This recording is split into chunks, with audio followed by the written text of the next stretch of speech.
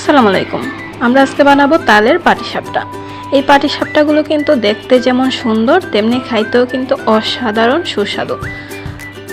So আপনারাও বানায় দেখতে পারেন এই পাটিসাপটাগুলো।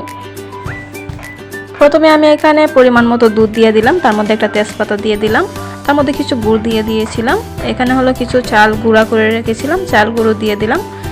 তার মধ্যে কিছু তাল দিয়ে দিলাম।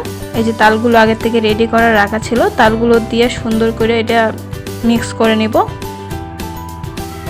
যতক্ষণ আমাদের এটা না একটু ঘন হবে ততক্ষণ আমাদের, এই যে দেখেন একটু ঘন হয়ে গেছে, তখন আমরা এটা নামায় ফেলবো। এখন আমরা পাটিসাপটার জন্য মিশ্রণ তৈরি করব। 2 কাপ চালের গুঁড়ার সাথে হাফ কাপ ময়দা দিলাম, কিছু গুঁড়া দুধ দিয়ে দিলাম, তারপর এখানে কিছুটা তাল দিয়ে দিলাম, পরিমাণ মতো লবণ দিয়ে সুন্দর করে মিশ্রণটা তৈরি করে নিলাম। তারপর আমরা পাইপেনের মধ্যে কিছুটা তেল দিয়ে তারপর আমরা পাটিসাপটাগুলো রেডি করছি।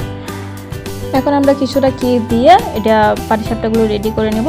এই যে দেখেন পাটিসাপটাগুলো কিন্তু দেখতে যেমন অসাধারণ হয়েছে তেমনি কিন্তু অনেক ইয়ামিও লাগছে। তো এরকম করে এক এক করে আমরা সবগুলো পাটিসাপটা বানিয়ে নেব। আপনারা দেখতে থাকেন।